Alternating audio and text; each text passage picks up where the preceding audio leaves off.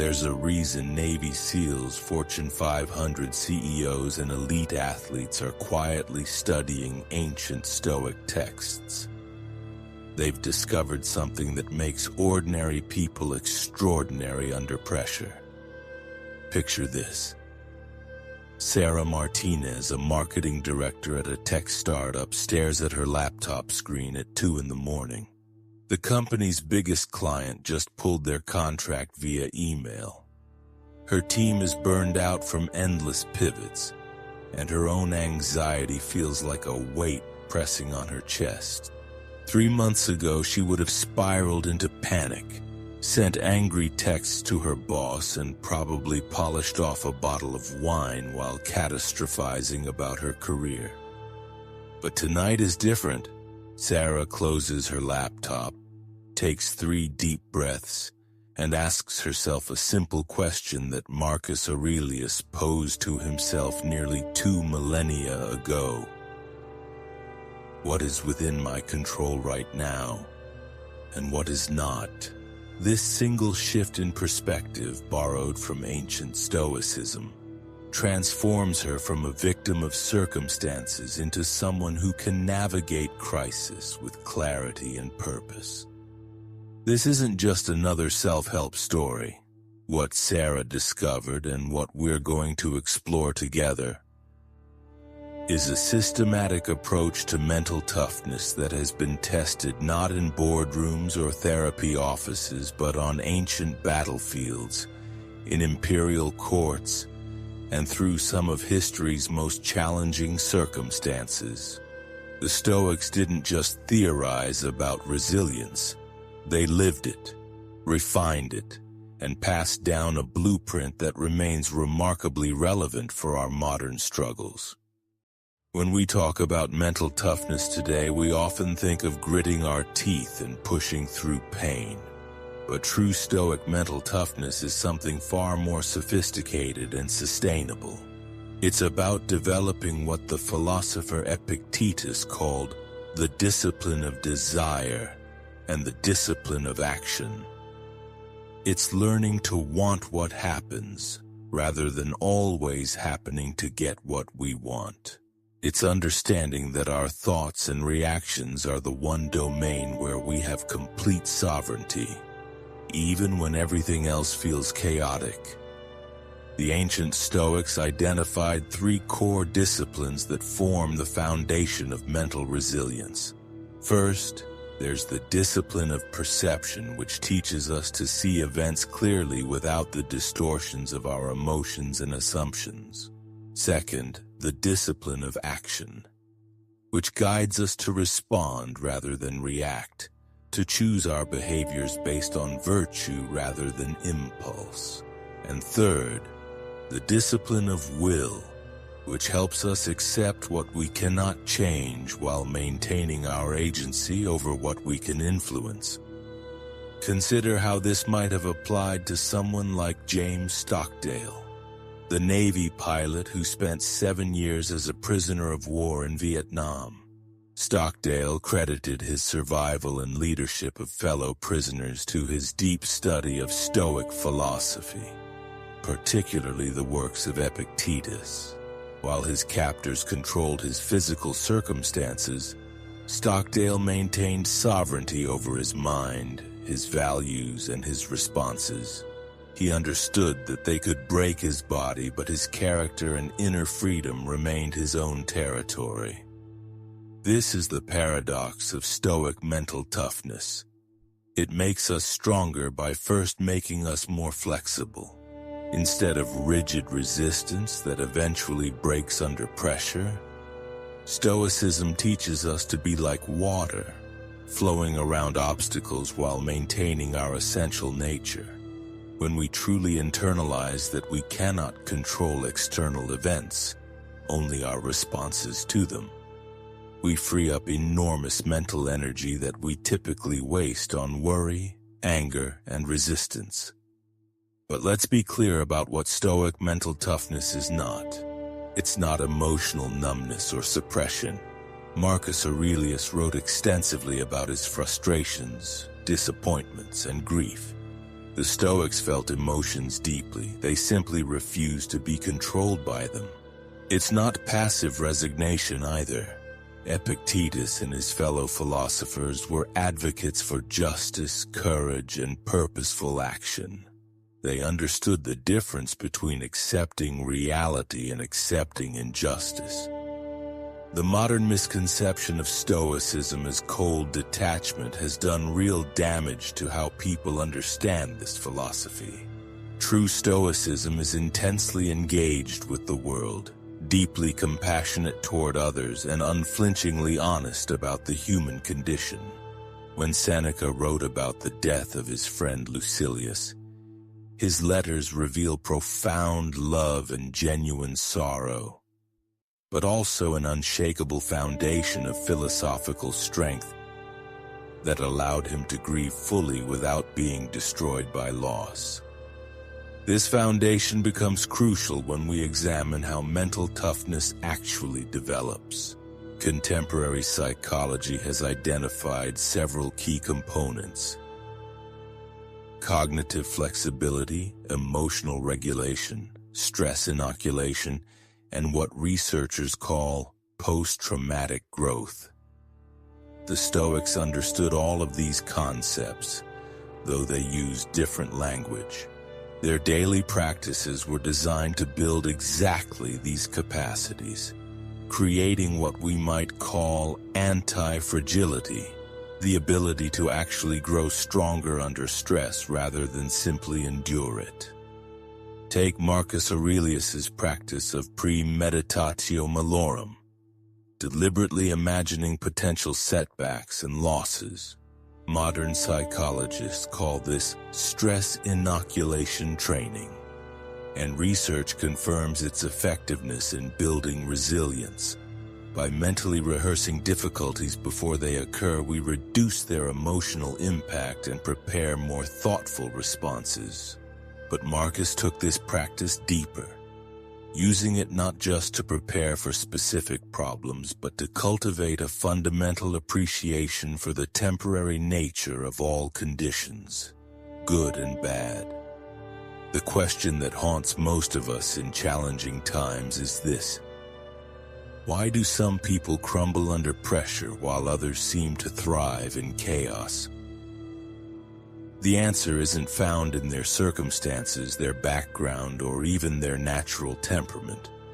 It lies in the mental frameworks they've constructed, often unconsciously, for interpreting and responding to difficulty. Let me tell you about David Chen, a restaurant owner whose business was devastated during the pandemic. While many of his peers closed permanently, David used Stoic principles to navigate the crisis. Instead of raging against government restrictions or customers who stopped coming, he focused entirely on what remained within his control, pivoting to delivery, supporting his remaining staff, and maintaining the quality that had built his reputation. When asked about his calm demeanor during those months, David explained that he'd learned to treat obstacles as information rather than attacks. This reframe is central to Stoic mental toughness.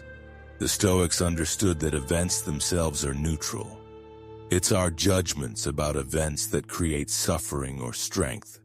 When Marcus Aurelius wrote, "Very little is needed to make a happy life. It is all within yourself and your way of thinking," he wasn't advocating for positive thinking or denial. He was pointing to a fundamental truth about human psychology. Our experience of reality is mediated entirely by our interpretations. Modern neuroscience confirms this ancient insight. Our brains don't simply record objective reality. They actively construct our experience based on patterns, expectations, and learned responses. The good news is that these patterns can be consciously reshaped. The Stoics developed specific techniques for what we now call cognitive restructuring, systematically examining and adjusting the mental habits that create unnecessary suffering. One of their most powerful tools was the practice of objective representation. Instead of thinking, "This is terrible," or "I can't handle this," a Stoic would describe the situation in purely factual terms. Instead of "My boss humiliated me in that meeting," they might think, "My boss criticized my proposal in front of colleagues. I felt embarrassed. This embarrassment will pass. My worth isn't determined by one person's opinion of one piece of work." This isn't semantic games or denial. It's precise thinking that prevents our emotions from hijacking our judgment. When we describe events objectively, we often discover that our initial emotional reactions were based on assumptions, catastrophizing, or old wounds rather than present reality. We create space between stimulus and response, and in that space lies our power to choose. The Stoics also understood what modern psychology calls the locus of control, the difference between what we can influence and what we cannot. But they went deeper than contemporary researchers, developing what Epictetus called the dichotomy of control.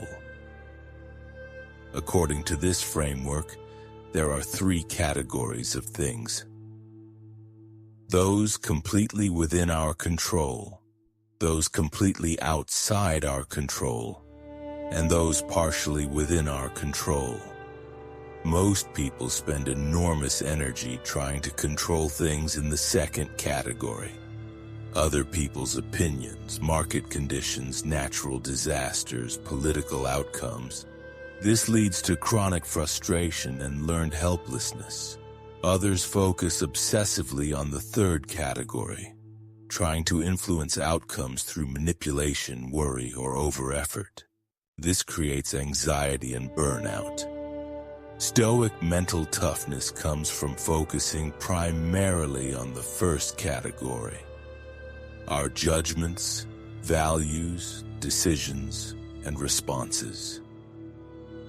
When we anchor ourselves here, we develop what researchers call internal locus of control, the confidence that our actions matter and that we can navigate challenges effectively, regardless of external circumstances. Consider how this played out in the life of Frederick Douglass, who found Stoic philosophy during his years in slavery. Despite having almost no external freedom, Douglass cultivated tremendous inner freedom through education, moral development, and maintaining dignity under degrading conditions. His mental toughness wasn't about enduring abuse passively. It was about preserving his humanity and preparing for opportunities to create change. This brings us to a crucial distinction in Stoic mental toughness: the difference between endurance and resilience. Endurance is simply lasting through difficulty. Resilience is bouncing back to your original state. But the Stoics aimed for something higher, what we might call adaptive growth or philosophical resilience, emerging from challenges with greater wisdom, stronger character, and deeper compassion. Seneca captured this beautifully when he wrote about how difficulties serve as training for the soul. He didn't mean that we should seek out unnecessary hardship, but that inevitable challenges become opportunities for developing virtues that can't be cultivated in comfort. Courage can only be practiced in the presence of fear. Justice requires situations where fairness is difficult. Wisdom emerges from navigating complexity and uncertainty. This perspective transforms our relationship with difficulty from victimhood to apprenticeship. Instead of asking, "Why is this happening to me?" we learn to ask, "What is this trying to teach me?" Or, "How can I use this experience to become who I want to be?" These questions don't minimize real pain or injustice, but they redirect our energy toward growth rather than resentment. The practical applications of this mindset are profound. When facing criticism, instead of defending our ego or attacking the critic, we can ask what truth might be embedded in their feedback.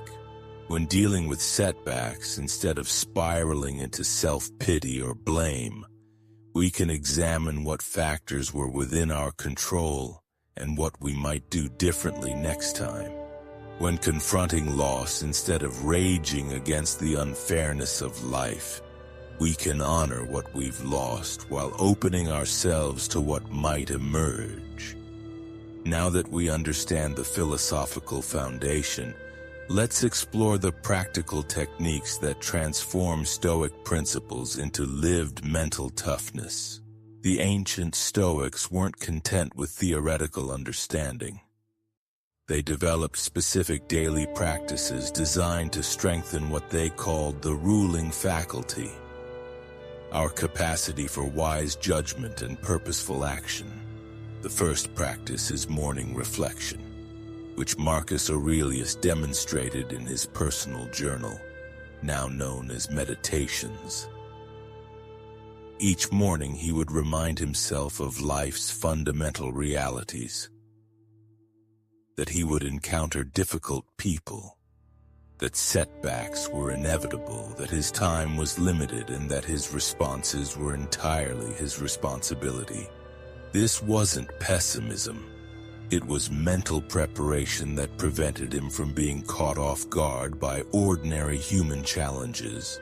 Modern practitioners can adapt this by spending 10 minutes each morning considering the day ahead through a Stoic lens. Instead of just reviewing your schedule, ask yourself what challenges might arise today. How can I respond to them in ways that align with my values? What would I regret doing or not doing if this were my last day? This practice builds what psychologists call implementation intentions, pre-decided responses to likely scenarios that help us act wisely under pressure. The second core practice is evening review, which Seneca described as taking inventory of the day's events, decisions, and reactions. He would examine his actions like a judge reviewing cases, asking what he had done well, where he had fallen short of his ideals, and what lessons he could extract from the day's experiences. This wasn't self-flagellation, but honest assessment aimed at continuous improvement. A contemporary version might involve asking yourself, when did I respond wisely today, and when did I react automatically? What emotions drove my decisions? Which of my actions moved me closer to the person I want to become? Where did I waste energy on things outside my control? This practice develops metacognition, awareness of our thinking patterns, which is crucial for developing mental toughness. The third practice is what the Stoics called view from above, deliberately shifting perspective to see current challenges in broader context. Marcus Aurelius would imagine himself from the vantage point of the cosmos, seeing his problems as small parts of a vast interconnected whole. This wasn't meant to minimize legitimate concerns, but to prevent temporary setbacks from overwhelming our sense of possibility and purpose. You can cultivate this perspective by regularly asking questions like, how will this matter in 10 years? What would I tell a friend facing this same situation? What would someone I admire do in these circumstances? How does this challenge fit into the larger story I'm trying to write with my life? This practice helps us maintain what researchers call psychological distance, the ability to step back from immediate emotions and see situations more objectively. Let me share the story of Maria Rodriguez, a single mother who used these practices to navigate one of the most challenging periods of her life. When her teenage son was arrested for drug possession, Maria's initial reaction was panic, shame, and anger, but instead of staying in that reactive state, she applied Stoic principles systematically. During her morning reflection, she acknowledged that this crisis would test everything she believed about parenting, justice, and resilience. She couldn't control her son's choices, the legal system, or other people's judgments, but she could control her responses. In her evening reviews, she examined which of her actions that day had been driven by fear versus wisdom, and how she could support her son while maintaining appropriate boundaries. When she felt overwhelmed, Maria would use the view from above perspective, reminding herself that countless parents had faced similar challenges throughout history, that this crisis was temporary even if its lessons were permanent, and that her response would either model strength or reactivity for her son during a crucial period in his development. The result wasn't that her problems disappeared or that she stopped feeling pain. Instead, she developed what psychologists call distress tolerance, the ability to experience difficult emotions without being overwhelmed by them or making decisions that would create additional problems. Her son later said that watching his mother navigate the crisis with such composure was more influential than any lecture about responsibility. This brings us to the fourth Stoic practice: negative visualization, or premeditatio malorum. This involves regularly imagining the loss of things we value, our health, relationships, possessions, or abilities.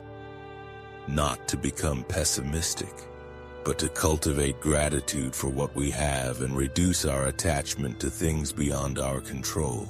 Seneca would periodically live as if he were poor, eating simple food and wearing basic clothes, to remind himself that comfort was temporary and that his worth wasn't dependent on external circumstances.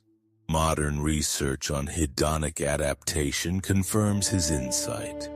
We quickly adjust to improved conditions, taking them for granted, while overestimating how much external changes will improve our happiness. You can practice negative visualization by occasionally imagining life without something you typically take for granted. Your job, your health, an important relationship, or even small conveniences like hot water or electricity. The goal isn't to become paranoid or ungrateful, but to appreciate what you have while you have it, and to mentally prepare for inevitable changes. The fifth practice is what I call virtue spotting, actively looking for opportunities to practice courage, justice, temperance, and wisdom in daily life. The Stoics understood that character isn't built through grand gestures, but through countless small choices that either strengthen or weaken our integrity. This might mean choosing honesty when a lie would be more convenient, practicing patience with a difficult colleague, or speaking up for someone who's being treated unfairly. Each small act of virtue builds what psychologists call moral muscle, the capacity to do the right thing even when it's challenging. The transformation from understanding Stoic principles to embodying mental toughness happens through what the ancients called spiritual exercises, deliberate practices that reshape how we think, feel, and respond to life's inevitable challenges. But here's what most people miss. These practices work not because they eliminate difficulty, but because they change our relationship to difficulty itself. Consider the case of Admiral James Stockdale, whose story we touched on earlier. During his 7 years of captivity and torture in Vietnam, Stockdale observed an interesting pattern among his fellow prisoners. Those who maintained unrealistic optimism, constantly believing they would be released by Christmas or by Easter or by the next holiday, often broke mentally when their hopes were repeatedly shattered. Meanwhile, those who accepted the brutal reality of their situation while maintaining faith in their ultimate survival demonstrated remarkable resilience. This observation led to what's now called the Stockdale paradox in leadership literature. The ability to confront brutal facts about your current reality while maintaining unwavering faith in your ability to prevail in the end. This perfectly captures the Stoic approach to mental toughness. Radical acceptance of what is, combined with relentless commitment to what we can control within those circumstances. But how do we develop this seemingly contradictory mindset in our daily lives? The answer lies in understanding that acceptance and action aren't opposites. They're partners. When we stop wasting energy fighting reality, we have more resources available for responding effectively to reality. When we quit demanding that life be fair, we become more skilled at creating fairness where we can. When we release our attachment to outcomes, we paradoxically become more effective at influencing outcomes. Let me introduce you to the story of Rebecca Thompson, a small business owner whose company was struggling during an economic downturn.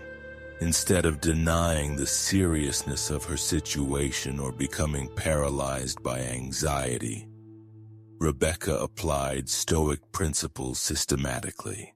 She started each day by acknowledging the facts. Revenue was down 40%, 2 competitors had closed, and her industry was facing unprecedented challenges. But instead of stopping there, she asked herself the crucial Stoic question: given these circumstances, what would a virtuous response look like? Rebecca couldn't control market conditions, but she could control how she treated her employees during layoffs. She couldn't prevent customer complaints, but she could respond to them with exceptional service. She couldn't guarantee her business would survive, but she could ensure that her character remained intact regardless of the outcome. This approach didn't magically solve her problems, but it allowed her to navigate the crisis with dignity while positioning her business to recover when conditions improved. This brings us to one of the most practical aspects of Stoic mental toughness: the ability to separate problems from our emotional reactions to problems. Most of us experience what psychologists call emotional contagion. Our feelings become entangled with our circumstances in ways that cloud our judgment and drain our energy. The Stoics understood that emotions are information, not instructions. They signal what we care about and how we're interpreting events, but they shouldn't automatically determine our responses. Here's how this works in practice. When facing a setback, instead of immediately asking, "How do I feel about this?" ask, "What does this situation require?" When dealing with difficult people, instead of taking their behavior personally, ask, "What's the most constructive response I can offer?" When confronting uncertainty, instead of demanding guarantees, ask, "How can I prepare for multiple scenarios while accepting that I can't control the outcome?" These questions shift us from reactive mode to responsive mode, from victim consciousness to agent consciousness. They don't eliminate emotional reactions, but they prevent those reactions from hijacking our decision-making process. This is what the Stoics meant by the discipline of assent. The practice of examining our initial judgments about events before accepting them as truth. The final element of Stoic mental toughness is what I call philosophical resilience. The understanding that our struggles are part of a larger human story that connects us to everyone who has faced adversity throughout history. When Marcus Aurelius reminded himself that emperors and slaves alike faced loss, disappointment, and death, he wasn't diminishing his challenges but placing them in perspective that reduced their power to overwhelm him. This perspective transforms isolation into connection and suffering into shared humanity. Instead of asking, "Why me?" we learn to recognize that difficulty is the human condition, and that our response to difficulty is our contribution to the ongoing experiment of what it means to live wisely and courageously. So what does Stoic mental toughness look like in daily practice? It's the ability to receive bad news without being destroyed by it. It's maintaining your values when doing so is inconvenient or costly. It's treating obstacles as training rather than punishment. It's finding meaning and struggle and purpose in uncertainty. It's accepting responsibility for your responses while releasing attachment to outcomes you cannot control. Most importantly, it's understanding that mental toughness isn't about becoming invulnerable. It's about becoming more fully human. The Stoics didn't seek to eliminate emotions, eliminate pain, or eliminate uncertainty. They sought to develop the wisdom to work skillfully with these inevitable aspects of human experience. As we conclude, remember that developing Stoic mental toughness is not a destination, but a practice. Marcus Aurelius was still reminding himself of basic Stoic principles in his 60s, not because he was a slow learner, but because wisdom requires constant cultivation. Every challenge you face is an opportunity to strengthen these mental muscles. Every setback is a chance to practice resilience. Every moment of uncertainty is an invitation to trust in your ability to handle whatever comes. The blueprint is clear. Focus on what you control, accept what you cannot control, and develop the wisdom to know the difference. Practice viewing obstacles as training, emotions as information, and difficulties as opportunities for growth. Build daily habits that strengthen your capacity for wise judgment and virtuous action. And remember that true mental toughness comes not from being harder than life, but from being more flexible, more grounded, and more aligned with what ultimately matters. If you found value in exploring these ancient insights for modern challenges, subscribe to our channel for more practical philosophy that bridges the gap between timeless wisdom and contemporary living. Until next time, remember that you have everything you need within yourself to navigate whatever challenges await. The Stoics proved this truth 20 centuries ago, and it remains just as powerful today.